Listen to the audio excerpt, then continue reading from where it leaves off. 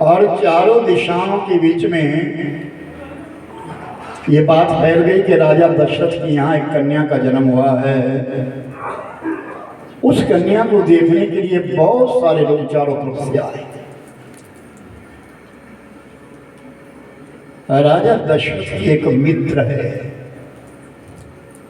जिनका नाम है रोमपाद राजा है। उस राजा को कोई ऐसा रोग लग गया जिसके फलस्वरूप उसके संतान नहीं है। राजवैद्यों ने कह दिया आपके संतान नहीं होगी महाराज। अब वो विचार करने लगे। अब कान बंद हो गया, तुम बंद हो गए। ये आवाज क्या किया? ये क्या बन रहा है? रोज तो ये आवाज नहीं थी मिले। और रोमपाद भी राजा दशरथ से मिलने के लिए आ गए। परम मित्र है, परम सखा है। और राजा दशरथ ने कहा कि मेरे यहाँ संतान हुई है, बेटी जन्मी है। बड़ा उत्सव मनाया जा रहा था। और रोमपाद आए तो है लेकिन मन मुरझाया हुआ है। तो राजा दशरथ ने कहा मित्र क्या बात है,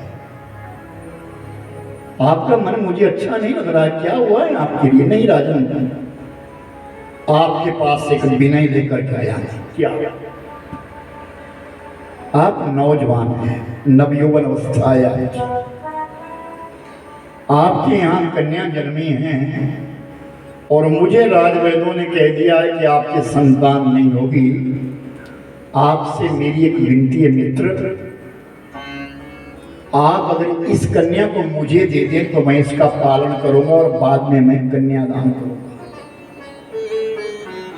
मेरे इन हाथों को कन्यादान करने का सौभाग्य मिल जाएगा। आप अभी युवा है, आपके संतान और हो जाएगी। राजा दशरथ ने कहा तू मेरा मित्र है। कौशल्या को कहा कौशल्या इस कन्या के लिए रोमपाद को दे दो और रोमपाद की झोली में वो कन्या डाल दो। राजा रोमपाद उस कन्या को लेकर के चला गया और उसका परिपालन होने लगा। वो राजघराने में ही पल रही है। इधर 3 वर्ष हो गए, राजा दशरथ के कोई संतान नहीं हुई। तो सब अवधवासियों में चिंता होने लगी। सब अवधवासी चिंता करने लगे क्या होगा, इस अयोध्या को चाहने वाला कौन होगा, इस अयोध्या का वारिस कौन होगा? यहां तो कोई है नहीं, संतान नहीं। तो राजा दशरथ से कहा महाराज आप दूसरा विवाह कर दीजिए। राजा दशरथ ने मगध देश के बीच में जाकर के राजा मगध की कन्या जिसका नाम सुमित्रा था, उस सुमित्रा के संग अपना दूसरा विवाह कर दिया। फिर भी 3 वर्ष और बीत गए,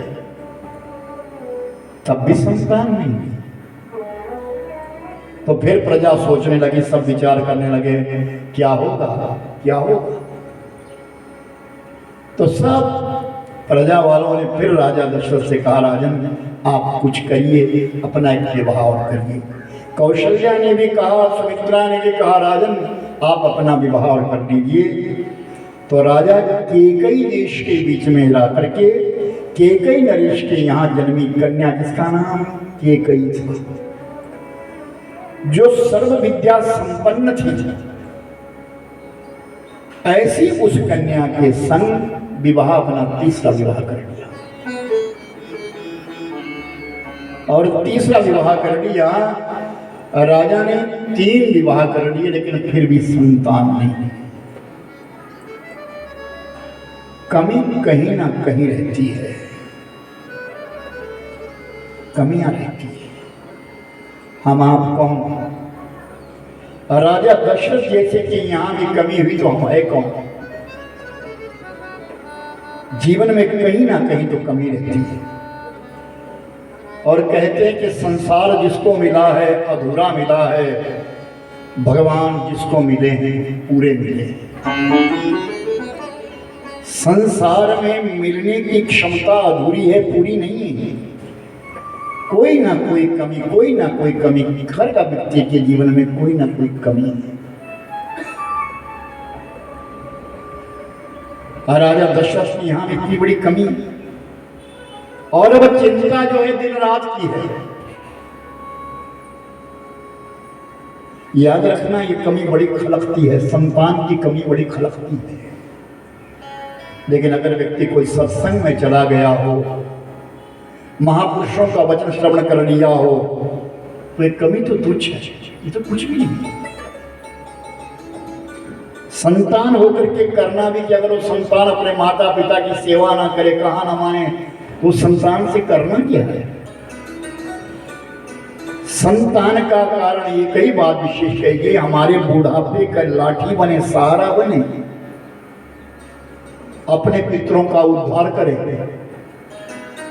लेकिन उससे अगर वंचित हो जाए, अब आज की संतान से दोनों कामों से वंचित हो रही है। पिता पुरखों का सुमिरन चिंतन कोई नहीं करने वाला, किसी को मालूम नहीं होगा गया श्राद्ध भी करना होता है, किसी को कुछ नहीं मालूम।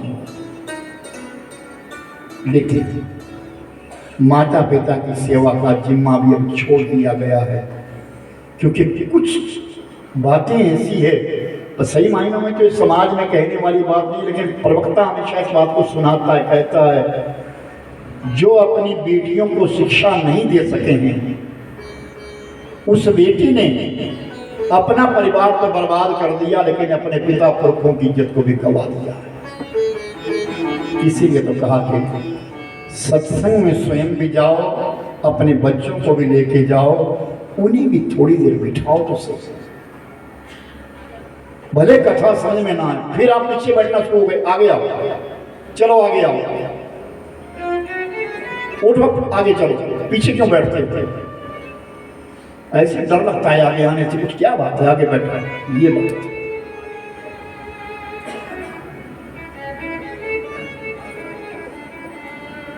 संतान का यही कृत्य है कि वो अपने पूर्वजों की सेवा करे।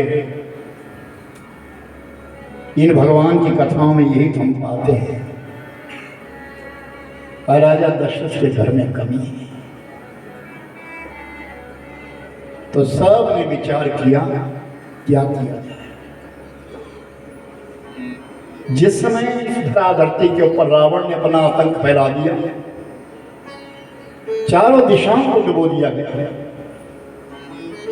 दसों दिशाओं में अपना परचम लहराने लगा, तो ये धरती मैया कांप गई और इस धरती के ऊपर नाना प्रकार के उत्पात होने लगे।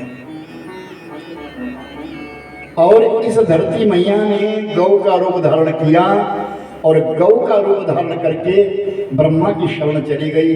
ब्रह्मा ने कहा मैं क्या करूं, मेरे बस की नहीं। ये पूर्व काल के बीच में राजा प्रताप भानु था, इसका भाई धर्मरुचि, ये दोनों भाई बड़े प्रसन्न थे। राजा प्रताप भानु ठीक था, लेकिन राजा प्रताप भानु के लिए अभिमान हुआ और आखेट करने के लिए निकला। छोटे छोटे राजाओं को जीतने लगा। एक काल केतु नाम का राजा, जिस राजा का सब कुछ ले लिया इसने,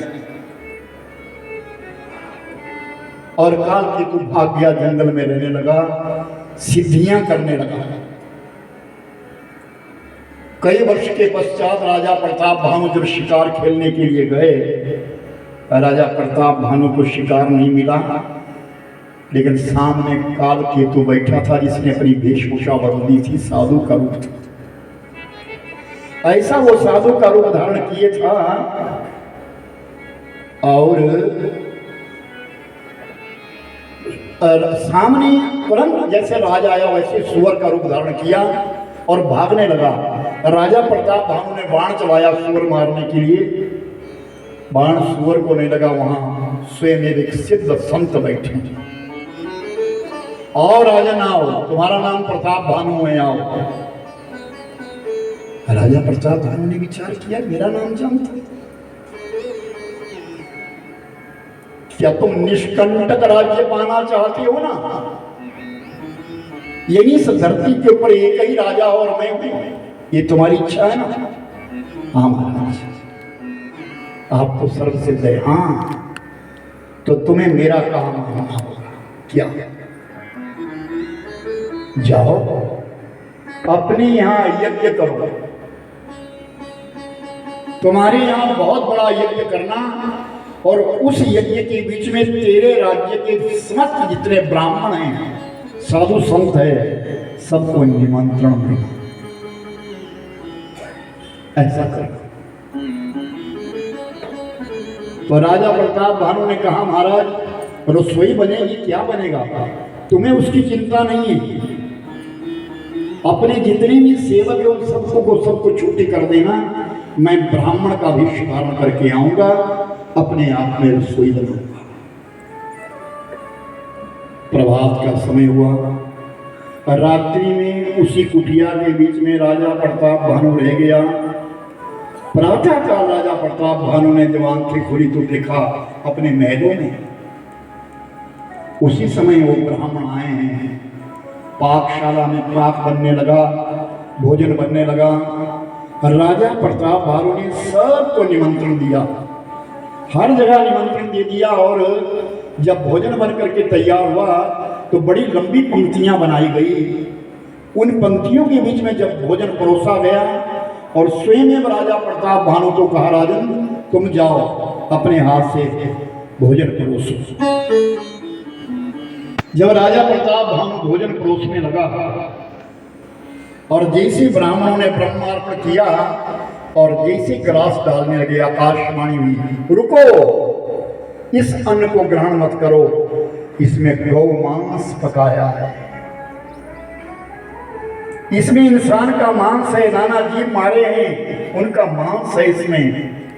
इतना कहना था कि तुरंत सब ब्राह्मणों ने भोजन छोड़ दिया और शराब दिया। राजन जाओ, तुम कुटुंब सहित राक्षस बन जाओ, अपने कुटुंब सहित तुम राक्षस बन जाओ।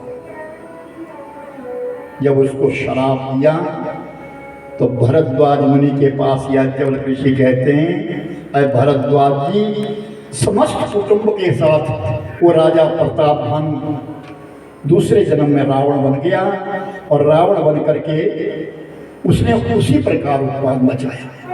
इसलिए राम जन्म के हेतु अनेका, परम विचित्र एक देखा। राम जन्म के हेतु अनेका, परम विचित्र एक देखा। श्री राम जय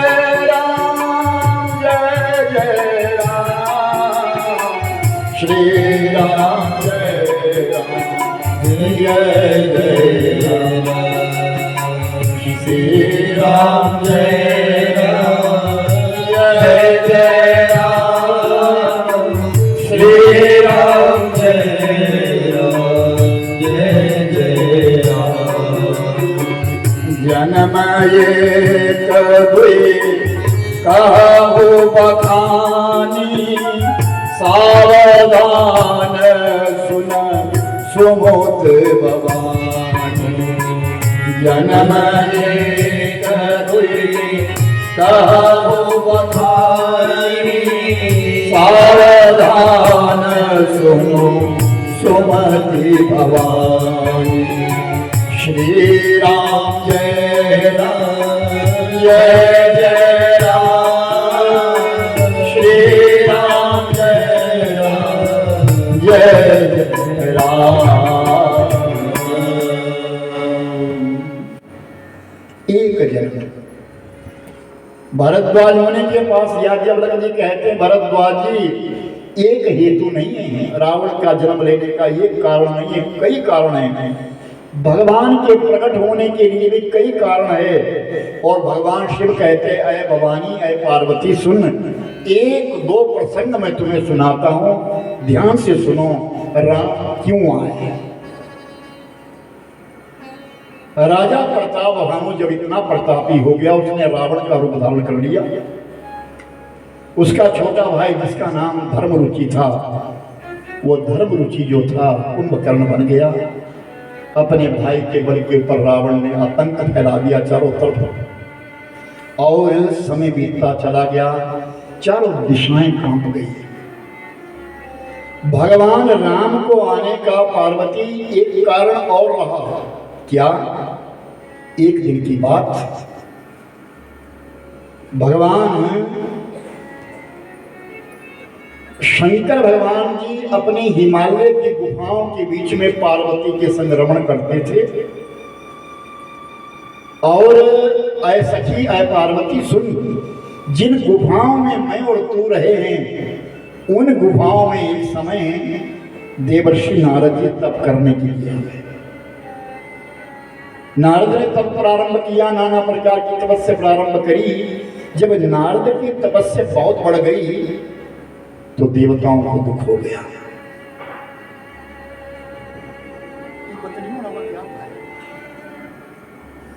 चले गए, इंद्र को दुख हो गया, ऐसा ना हो कहीं इसका तप बढ़ जाए और मेरा यह सिंहासन ही ना छुड़ा दे। किस्सा कुर्सी का ऐसा सबके लिए, देवताओं में भी ऐसी होड़ लगी है। और अब बंद हो गया, अब बंद हुआ, समझेंगे? हाँ तो पता होना चाहिए, तुम लोग बोलते नहीं कुछ नहीं है, तुम्हारे काम पके हुए हैं। तभी तो कहा जाए एकांत ढूंढो तो सही, एकांत में जाकर के पता चलता है शोर कहाँ हो रहा है। अरे ऐसे ऐसे साधु देखे हैं, पक्षी 1 किलोमीटर की दूरी पे बोल रहा है, संत यहाँ बोल रहा है, वहाँ पक्षी बोल रहा है।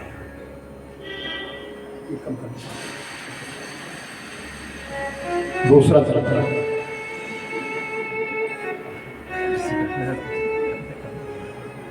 देवराज इंद्र ने कामदेव को भेजा, रति को भेजा, उर्वशी को भेजा, तिलोत्तमा को भेजा, मेनका को भेजा, अप्सराएं भेजी। जाओ कहते नारद का तप भंग करो, नारद का तप भंग करो। लेकिन नारद का तप भंग नहीं हो सकता। नारद ने जो समाधि लगाई उस समाधि को तोड़ा ही नहीं, टूटी नहीं। और जब वो सब वापस चले गए तो नारद को अभिमान हो गया। देखिए नारद को अभिमान, अकेला शिव ही ऐसा नहीं है कि जिसने कामदेव को जीता है। ये ब्रह्मा जी का पुत्र नारद भी ऐसा, इसने कामदेव को जीत लिया है। इतना अहंकार हो दिया। और भगवान विष्णु को पता चला गजब है, मेरे इस प्रिय भक्त के लिए अभिमान हो गया। क्योंकि जिसके अंदर अभिमान हो जाता है वो अपनी प्रशंसा हर जगह चाहता है। और याद रखना, जो प्रशंसा के योग्य है वो प्रशंसा चाहता नहीं है, और जो प्रशंसा के योग्य नहीं है वो अपनी प्रशंसा खूब चाहता है। विष्णु के पास गया, ब्रह्मा के पास गया, शिव के पास गया, सबके पास कहता है अरे मैं कोई कम नहीं हूं। कामदेव आया, रति आई, तिलोत्तमा आई, उर्वशी आई, मेनका आई, कई अप्सराएं आई, लेकिन मेरे को नहीं दिखा सकती, मेरे को नहीं दिखा सकती। और जब इतनी बात कही तो भगवान विष्णु ने विचार किया, ये मेरा भक्त है और ये मेरा भक्त है, अगर ये अपने आप से टिक गया तो सर्वस्व नष्ट हो जाएगा। परमात्मा ने जैसे ही नारद भ्रमण कर रहा था उसके रास्ते में एक बड़ा सुंदर नगर बसाया और उस नगर के बीच में एक राजा बनाया जिसका नाम शीलनिधि हुआ। उसके एक कन्या जिसका नाम सर्वसुंदरी रखा गया, ऐसी उस कन्या को उत्पन्न किया गया, बहुत सुंदर कन्या। और नारद जी जब राजा के यहाँ आए तो राजा के यहाँ आकर के बड़ा स्वागत किया राजा शीलनिधि ने नारद का, और अपनी कन्या को सामने लाए। महाराज मेरी कन्या का भविष्य देखिए, इसकी हस्तरेखा देखिए। और नारद जी ने जब उस विश्व मोहिनी की, उस कन्या की जब हस्तरेखा देखी तो कहा राजन इसका जो पति है वैकुंठ जैसे भगवान विष्णु जैसा,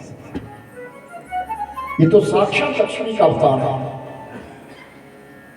इतना कहना था तो राजा शीलनिधि ने उस कन्या का स्वयंवर रच दिया। ये स्वयं अपना व्रत निश्चित करेगी। चारों दिशाओं में पत्र भेज दिए, हर जगह से राजा महाराजा सब इकट्ठे होने लगे। नारद जी ने कह तो दिया, लेकिन मन में काम उत्पन्न हो गया। जिस काम को जीत करके आया था वो काम उत्पन्न हो गया, और विचार करने लगा अगर मेरे ही साथ इस कन्या का विवाह हो जाए तो मैं धन्य हो जाऊंगा, लेकिन मेरे साथ इसका विवाह हो नहीं सकता। इसका विवाह तो विष्णु के साथ होता, तो क्यों ना मैं जाकर के भगवान विष्णु से रूप मांग लूं। नारद उठा और वैकुंठ में चला गया। वैकुंठ में जाकर के भगवान को प्रणाम किया। परमात्मा तो जाने जाने सब जानते हैं। प्रभु जिंदगी में आपसे कुछ मांगा नहीं, पूरे जीवन में आपसे कुछ मांगा नहीं है। आज आपसे कुछ मेरी विनय है, कुछ पदार्थ है। अपना स्वरूप मुझे दे दीजिए एक दिन के लिए। भगवान ने कहा ये नहीं पूछा कि तुझे करना क्या है, भगवान तो जानते हैं। चतुर्भुज बना दिया, चार भुजाएं बना दी, पीताम्बर दे दिया, हर चीज दे दी। मुख बानर का बना दिया, बानर का मुख बना दिया, और विष्णु बन करके चला है। नारद जाकर के सभा में बैठ गया, जहां स्वयंवर हो रहा था वहां सभा में जाकर के बैठ गया नारद। भगवान शंकर जी ने अपने 2 गण भेज दिए, जाओ इसका ध्यान रखना। ये परम भक्त है, लेकिन अभिमान आया है, इसका अभिमान खत्म होना है। भगवान विष्णु भी उस सभा में चले गए जहाँ विश्व मोहिनी है, जहाँ सर्व सुंदरी है, और वो माला लेकर के जब आई तो नारद जी अपना मुख आगे आगे करने लगे, मैं तो विष्णु हूँ। लेकिन उसने तो उसके लिए नकार दिया, आगे निकल गए। कोने में जाकर के भगवान विष्णु बैठे थे, विष्णु के गले में माला डाल दी। भगवान लक्ष्मी नारायण हो गए। बोली लक्ष्मी नारायण भगवान जय। बड़ा क्रोध आया, बहुत क्रोध आया।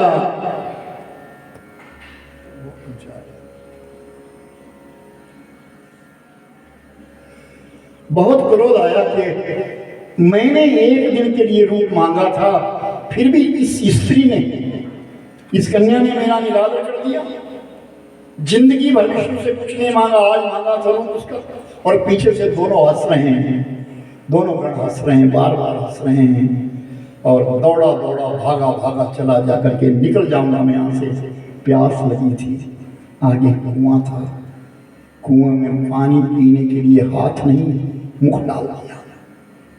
और जैसे मुख डाला तो परछाई देखी, मैं तो बांदर हूं, मेरे गले में हार कैसे करता, मेरा वर्ण कैसे होता, मैं तो बांदर हूं।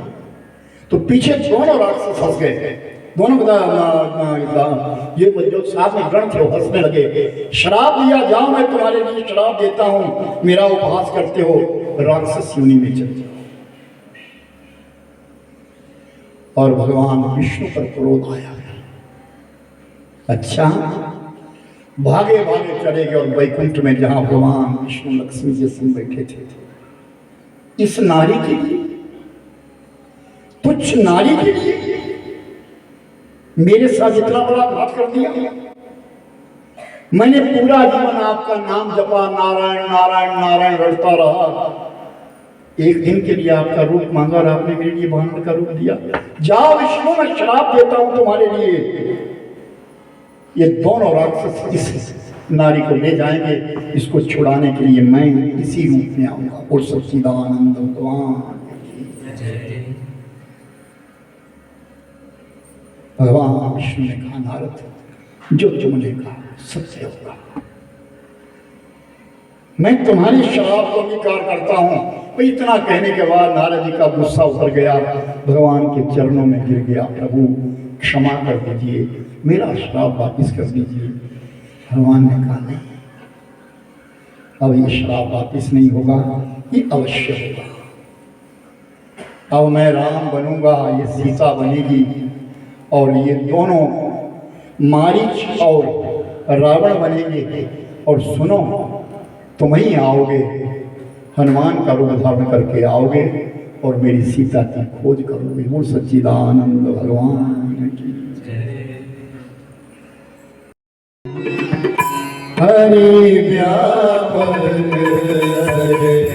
वज्र समाना प्रेम प्रगति होगी मैं जाना। प्रेम प्रगति होगी मैं जाना। श्री राम जय राम जय राम, श्री राम जय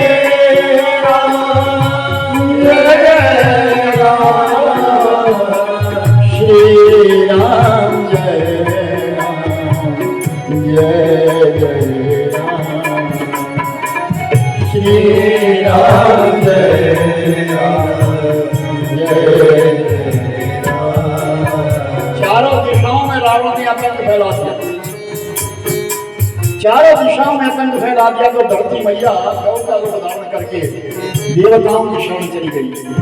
देवताओं ने कहा आप कुछ नहीं कर सकते। ब्रह्मा के पास गए, ब्रह्मा ने कहा कुछ भी नहीं कर सकता मैं भी नहीं। आज ये भगवान शिव के पास सब पहुंच गए जाकर के। परमात्मा शिव ने कहा चलो हम सब मिलकर के क्षीर सागर में चले जाएंगे, वहीं जाएंगे। जब क्षीर सागर गए वहां भी नहीं मिले प्रभु। अवतार तो भगवान विष्णु लेते हैं, अब मैं क्या करूं? तो भगवान शिव ने कहा परमात्मा को ढूंढे कहाँ हैं। सबने अपना अपना कहा। कोई कहता भाई कोई तुम्हें मिलेंगे, किसी ने कहा इसी शिव समुद्र में मिलेंगे, किसी ने कुछ कहा, किसी ने कुछ कहा। तब सबने कहा प्रभु आप बताइए भगवान कहाँ हैं। जब शिव से कहा तो शिव कहते हैं हरि व्यापक सर्वत्र समाना। हरि व्यापक सर्वत्र समाना। हरि व्यापक है, सर्वत्र है, समान रूप से है। प्रेम प्रगति होगी मैं जाना। प्रेम प्रगति होगी मैं जाना। हरि व्यापक सर्वत्र समाना। हरि व्यापक सर्वत्र समाना। प्रेम प्रगति होगी मैं जाना। प्रेम प्रगति होगी मैं जाना। जय जय सुर नायक जन सुखदायक प्रणत पाल भगवंत गौकुल नितारी। जय असुरारी सिंधु सुधा प्रियतन। सब देवताओं ने हाथ जोड़ लिए, ब्रह्मा ने हाथ जोड़ लिए, शंकर जी ने हाथ जोड़ लिए, प्रार्थना करने लगे, भगवान की प्रार्थना करने लगे। जय जय सुर नायक जन सुखदायक प्रणत पाल भगवंत गौरी नितारी। जय असुरारी सिंधु सुधा प्रियतन। पावन सुर धरणी भव मुख ओ मर मना जाए सो सरज कृपाला।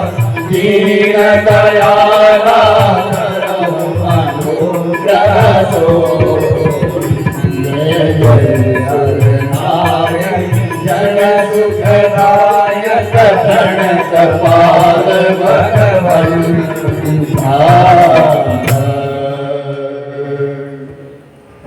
जय जय सुरनायक जन सुखदायक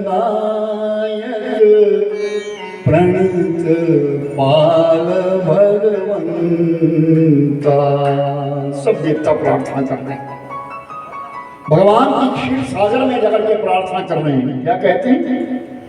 गौ द्विजितकारी जय सुरारी सिंधु सुता प्रिय कंदा। सिंधु सुता, सिंधु की सुत कौन है? कन्या कौन है? सागर की कन्या है लक्ष्मी। आप लक्ष्मी के कंत हो, आप लक्ष्मीपति हो महाराज। आपके चरणों में हम बारंबार प्रणाम करते हैं। आप गौ द्विज मानुष और गौ की सेवा करने वाले, रक्षा करने वाले परमात्मा प्रकट हो जाइए। रावण ने आतंक फैलाया है, आप प्रकट हो जाइए। तो उस समय आकाशवाणी क्या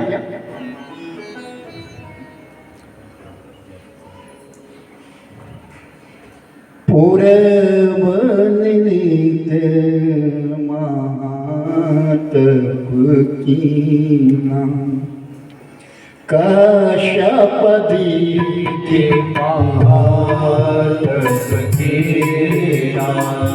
तीन गाँव में पूरब कीना, तीन गाँव में पूरब कीना।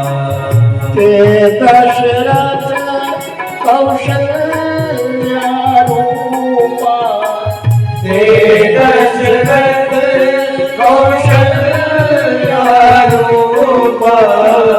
कौशलपुरी प्रगटे हो नर भूपा, कौशलपुरी प्रगटे हो हरे राम राम राम सीता राम राम राम।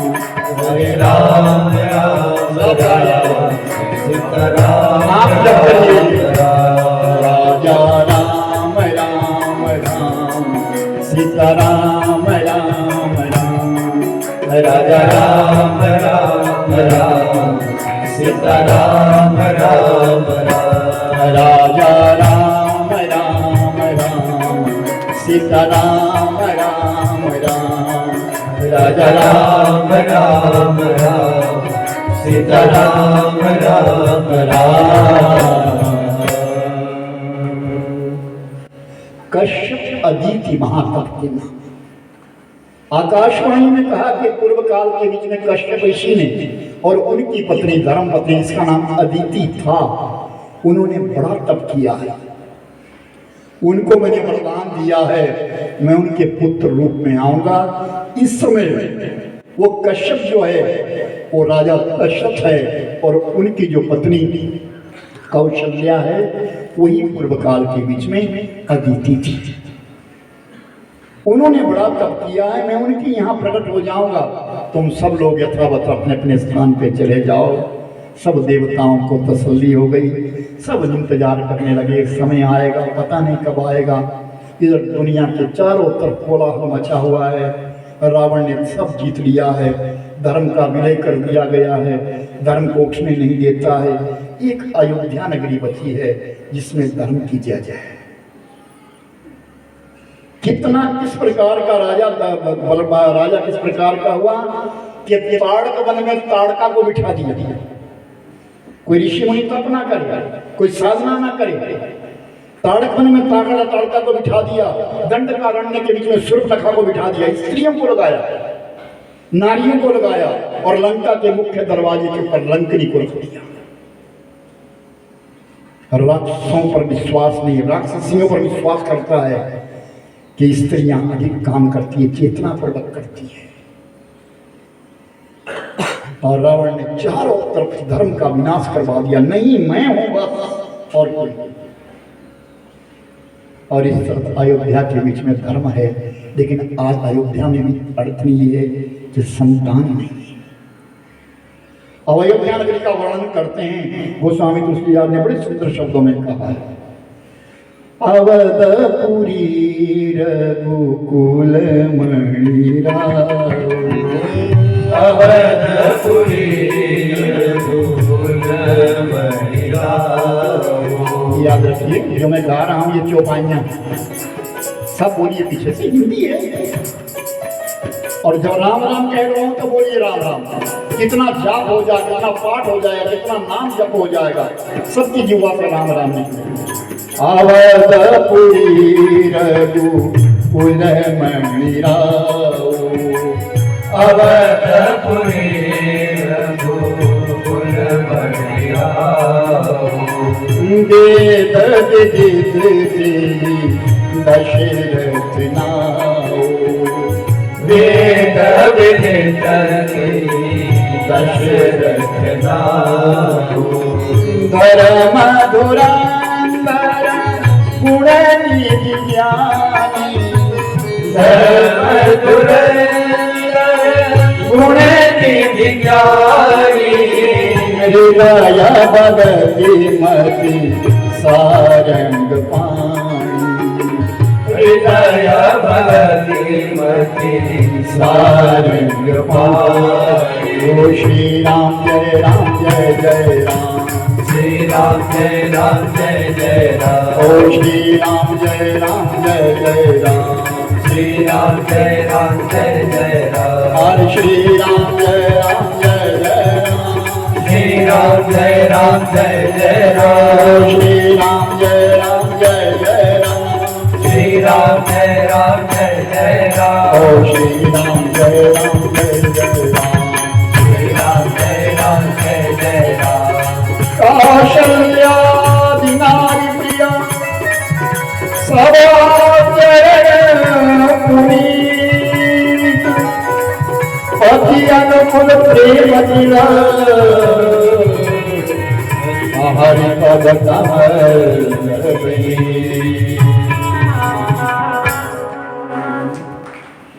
रघुकुल मणि अवधपुरी रघुकुल मणि राव। गगन चुम्बी मारते हैं, सरजू नदी के किनारे नगर बसा है जिस नगर का नाम है अयोध्या। अयोध्या का वर्णन कमरे गोस्वामी। बस भाई ये महाराज सरसट बंद करो। रघुकुल मणि राव गगन चुम्बी मारते हैं जिस नगर के बीच में ऐसी वो पुरी है, 7 पुरियों के बीच में पहली पुरी है अयोध्या। कथा है अभी मेरी वहां पे, अगले मास फरवरी महीने में कथा होगी, अगले वर्ष 26 को प्रारंभ होगा। अयोध्या एक बार पहले करके आया था, संकल्प लेके आया था कि जब राम मंदिर बनेगा जिंदा रहूंगा तो कथा करने जरूर आऊंगा। अभी कथा आप भी सबको कहूंगा मैं आइएगा, आना जाना आपका, रहना सोना खाना पीना सब हमारा, वो चिंता तुमको कोई नहीं। अभी हरिद्वार में कथा नवंबर महीने में, नवंबर का निमंत्रण मैं लेके जाऊंगा आप सबको। हरिद्वार में गंगा मैया के तट पे कथा होगी और देवी भागवत की कथा है। वहाँ हर तीसरे वर्ष कथा होती है, तो इस बार देवी भागवत रखा है। तो अवधपुरी रघुकुल मणि राव, वेद विदित ही दशरथ नाऊ। कुल मणि है, अयोध्या नगरी है, उसके बीच में एक राजा है जिस राजा का नाम दशरथ है। लेकिन वो राजा कैसा है? मणि। सांप तो बहुत होते हैं लेकिन मणि वाला सांप कोई बिलक नहीं होता है, सब में मणि नहीं होती। उसी प्रकार राजा तो बहुत है लेकिन जो दशरथ है वो मणि है सबके बीच में है। धर्म धुरंधर गुण निधि ज्ञान, बड़ा धार्मिक है, धुरंधर ज्ञान है उसके लिए, गुण निधि ज्ञान। और निधि कहते हैं खान, गुणों की खान है वो राजा। और हृदय भगति मति सारंग पाणी, उस राजा के हृदय में भक्ति है, लेकिन कैसी भक्ति? सारंग पाणी, निर्बल भक्ति है। राम को पिता चुनने के लिए भी तो कोई पुरुष चाहिए। सबके राम नहीं होंगे, सबके गर्भ से राम प्रकट नहीं होंगे। मां चाहिए, गर्भ चाहिए, पिता चाहिए, नाम लेने के लिए पिता चाहिए। कितना पुण्य, कितनी साधना, कितना तप किया होगा। कौशल्या से पूछा था तो कौशल्या ने कहा था 64,000 वर्ष मैंने प्रतीक्षा करी, 36,000 वर्ष मैंने तप किया, तब अपनी गोदी में मैंने राम को खिलाया। इस कथा को सुनने से हम समझ सकें हम कहाँ हैं। एक माला कर दी बहुत हो गया, एक व्रत कर दिया बहुत हो गया। कौशल्या कह रही कि 36,000 वर्ष मैंने तप किया, 36,000 साल तपस्या करती रही, 64,000 साल मैंने जाकर के मैंने प्रतीक्षा करी, तब राम पाया है। साधारण नहीं है मेरे भाई बहन, राम को पाना कोई साधारण नहीं है। एक लड्डू गोपाल लेकर के घूमते जाओ इधर उधर उधर, तुम क्या कर रहे हो, क्यों ड्रामे कर रहे हो? अरे भगवान को इतना तो सोचो, उस मालिक ने हमने कितना सुंदर बनाया, इतनी बुद्धि तो दे। और शांति से समय मिल रहा है 3 घंटे का, शांति से सुनो, प्रेम से सुनो, छोड़ दो दुनियादारी। 3 घंटे के लिए मोबाइल अगर आप स्विच ऑफ कर दे, कोई कमी नहीं होगी, कोई फैक्ट्री बंद नहीं हो जाएगा, कुछ नहीं होगा, हो भी जाएगा, हो जाएगा। कहते मरने वाले को ये चिंता नहीं करनी चाहिए कि मेरे परिवार का क्या होगा, मरने वाले को ये चिंता करनी चाहिए कि अब मेरा क्या होगा। पीछे वालों की चिंता नहीं करो, अपनी सोचो मेरा क्या, मैं जाकर के क्या करूंगा। तो ऐसी वो नगरी है, उस नगरी के बीच में राजा है, जिस राजा का नाम है दशरथ। कौशल्यादि नारी प्रिय, एक नहीं 3 रानियां उसके, कौशल्या है और सुमित्रा है और केकई है।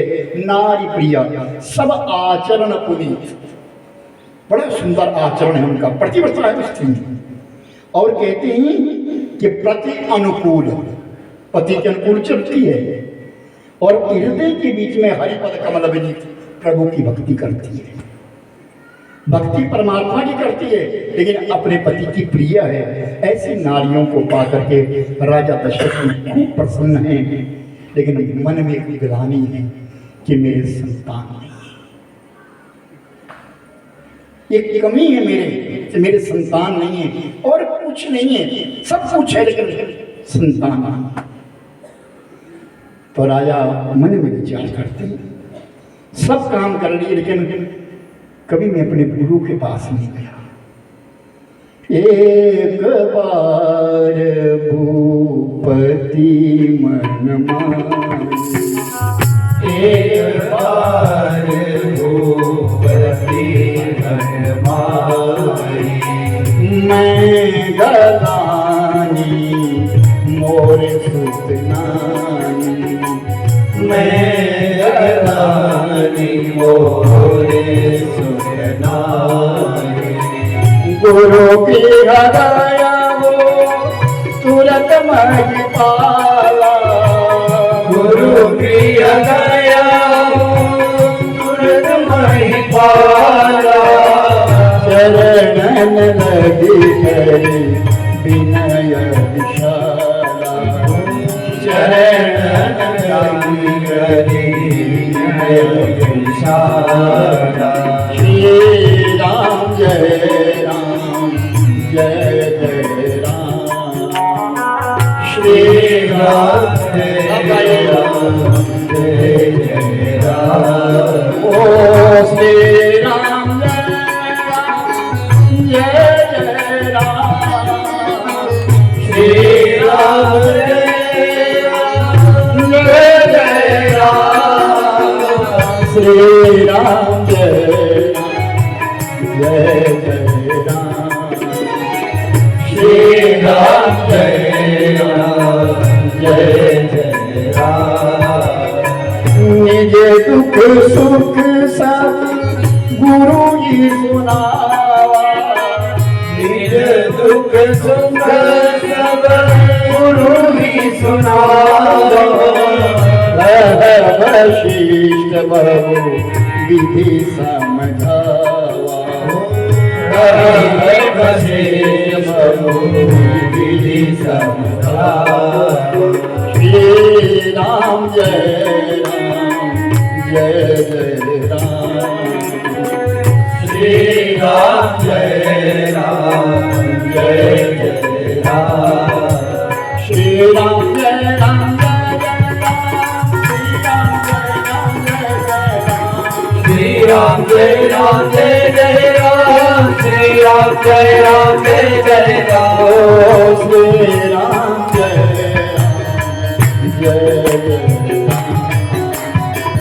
श्री राम जय जय राम। एक बार भूपति मन, राजा दशरथ के मन में एक बार गलानी हुई, मोरे सुतनाही एकांत में बैठे थे, विचार किया मेरी सुत तो है नहीं, पुत्र तो है नहीं, क्या करना मैं। तो तुरंत ध्यान आया गुरु के पास से। गुरु गृह गया हो तुरंत मई पाला। गुरु गृह गया हो तुरंत मई पाला। राजा दशरथ जी उठे और अपने गुरु महाराज पूज्यपाद वशिष्ठ ऋषि के पास चले गए। चरणन लगी करी विनयशाला, चरणों में बैठ करके प्रार्थना करी। क्या सबसे पहले अपना सुख सुनाया। याद रखिए कहीं जाओ तो यही नहीं कि अपना दुख गिड़गिड़ाना शुरू कर दो, मेरे ऐसा नहीं, मेरे ऐसा नहीं, मेरा ऐसा नहीं है। पहले वो सुनाओ कि मैं सुखी कितना। उस मालिक के दरवाजे पे जाकर के बारंबार ये मत कहो कि मेरे कुछ नहीं है। तुम्हारे लिए जीवित रखा है तो बहुत बड़ी बात है। तुम्हारे लिए सुरक्षित रखा है, बहुत बड़ी बात है। तुम्हारे अंदर सद्बुद्धि रखी है, बहुत बड़ी बात है। तुम अपना मनोबल खो नहीं बैठे हो, ये बहुत बड़ी बात है। जाके वही डंडा मत मारो, मेरे ये नहीं है, मैं क्या करूं, मेरे लिए नहीं। अपना पहले सुख सुनाया रहा है। गुरुवर मेरे नाम बहुत सुखी हूं, हर चीज है। प्रजा मुझे पिता मानती है। सरजू मैया का पानी कभी कम नहीं होता। हमारे यहाँ अन्न धन सब कुछ है, हर चीज है, मगर मेरे से अधर्म हो गया। तो तुरंत वशिष्ठ ऋषि ने कहा मेरा शिष्य और अधर्म करे, क्या अधर्म हुआ तुमसे, कहो। महाराज स्त्री का पति एक होता है और स्त्री भी एक ही होती है, लेकिन मैंने प्रजा के कहने पे 3 विवाह कर लिए। ये मैंने अधर्म किया है। लेकिन किस लिए किया महाराज, मेरे संतान नहीं है। क्या मेरे जाने के पश्चात अयोध्या की राजगद्दी खाली हो जाएगी? क्या मेरे जाने के पश्चात सूर्यवंश समाप्त हो जाएगा? क्या मेरे जाने के पश्चात रघुवंश की महिमा नहीं रहेगी? मैं आपके पास आया। गुरु महाराज ने कहा राजन सुनो, एक नहीं तुम 4 पुत्रों के पिता बनोगे। तुम 4 पुत्रों के पिता बनोगे, लेकिन तुम्हारे लिए कोई यज्ञ कराना होगा तो कराओ ना महाराज। मैंने कहा ना कोई कमी नहीं है, कराओ आप यज्ञ। मैं नहीं कर सकता, मैं कर्म कांड नहीं करता, मैं कर्म नहीं कर सकता। तुम्हें श्रृंग ऋषि से बनवाना होगा।